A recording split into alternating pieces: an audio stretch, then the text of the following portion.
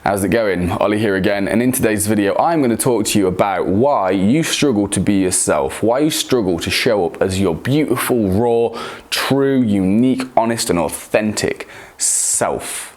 When we understand the problem, I'm also going to chart a course forward, how to move through it and how to show up as you, unapologetically. Sound good? Watch to the end, because then hopefully by the end of the video you'll understand the problem and the solutions in their entirety. And make sure as well, if you like this video, let me know, caress my ego, click the thumbs up icon and click the comment and leave a comment below.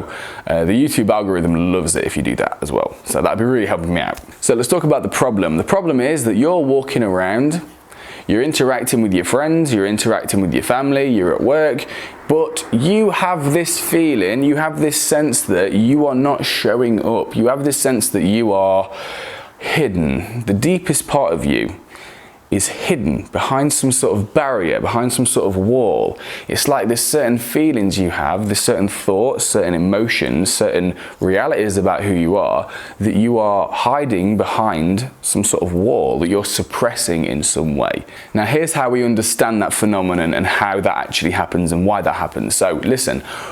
When you're born into a culture, you're born into a family unit, you're born into a community that has certain values, that has certain ways of being, certain patterns of behavior that they want you to replicate and duplicate in order to be a valuable member of the society, okay? So when you were growing up, your parents, they were encouraging of certain patterns of behavior within you and discouraging of others. Now to flip it round, from your perspective as a young child, what you wanted above all else, because it benefited your survival more than anything else, you wanted the approval, love and connection of your parents, okay? You wanted to feel like you belonged. Why? Because you were a dependent at that point, because it literally means, to your biology, to your organism, it means the threat of death. If your parents did not love you, if your parents shoved you to the side, if your parents did not pay attention to you, then that could have easily meant that you got eaten by something or you die of exposure or whatever else. So the organism at that age is literally geared towards your survival, which means the love and attention of your parents. So what you learned to do when you were younger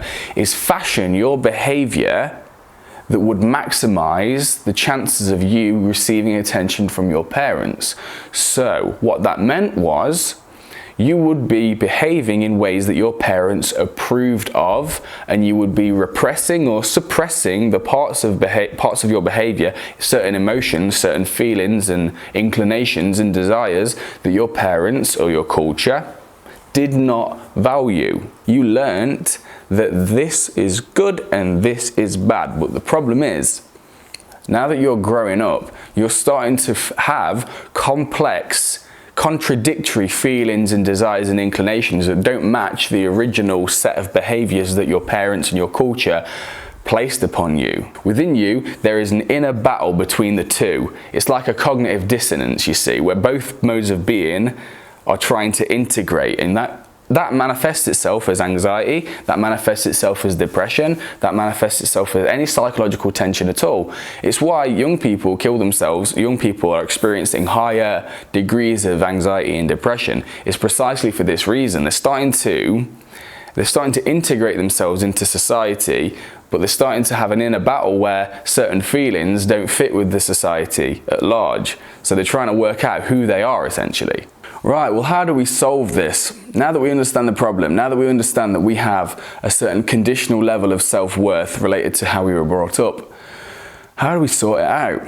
It's actually quite a simple process, but it takes a while and it takes a fair bit of patience, because what you're trying to do is you're trying to rewire some really deeply embedded conditioning from your formative years, all right?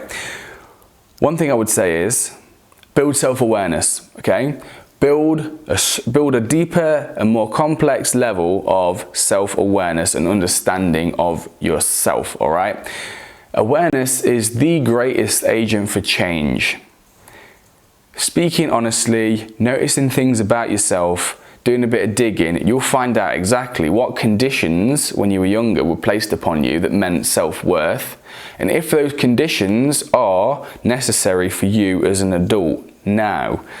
You'll work out exactly what it is about yourself that you're suppressing, exactly what it is that you're hiding about yourself, you might find that the answer is actually surprisingly simple. Bring the things about yourself that you're hiding to the forefront of your behavior, who you are, and find people who will reflect the positive elements of that back to yourself. So listen to this, right? This is important. When you were younger, you learned that certain ways of behaving, certain parts of you were not okay. What you need to do now is do the opposite. You need to take those parts of yourself, you need to bring them to the forefront of who you are, you need to find people who reflect back to you those things, the reality that those things are okay. Okay? So it's one thing, you can't just sit here in a room and just think about it and sort the problem out. Because this pattern emerged as a result of interpersonal relations with you and your parents, it can only truly be healed through interpersonal relations with you and other people, right? So taking those stuff that you hide about yourself, bringing it to the front and letting people love it basically and reflect it positively back to yourself, that will sort this out. Also, I'm a big one for affirmative statements. I'm a big one for, in your private moments, taking the things that you don't like about yourself and saying that these are okay. Saying it definitively, saying it okay. For me, I'll give you a bit of self-disclosure. I've got quite a strong feminine side. Now, I'm a heterosexual male and I'm quite masculine in some areas, like I fight, I go to kickboxing and the rest of it. And I like lifting heavy weights and listening to heavy drum and bass music, but I do have a feminine side, hence the reason I'm making this video in the first place. I do have a real connection with my emotions, and as a man, I found that, with a masculine identity, I found that really hard to integrate. But for a while, I started saying to myself that it's okay. I didn't need to say anything more than that. It's okay. I'm a feminine kind of guy. It doesn't make me unattractive, it doesn't make me undesirable, it doesn't mean I'm less worthy of love and belonging and connection, it doesn't make me less strong or resilient. These are just assumptions. I'm a feminine guy and that's okay. Whatever it is about you, find the thing that you are hiding from the world and say definitively to yourself that it's okay, it's part of who you are and you love that part of yourself. And the more you repeat that, authentically, not lying to yourself, the more you repeat it genuinely, the more your brain, your mind is going to integrate that new information and rewire itself. I think that's it for today. Thank you very much guys for watching the video. Click the like, subscribe to the channel, share with a friend if you want, and leave me a comment below. Let me know what you liked about the video, all right? And check out this playlist or video. I'm going to stick something here, something that's very relevant, so make sure you click that.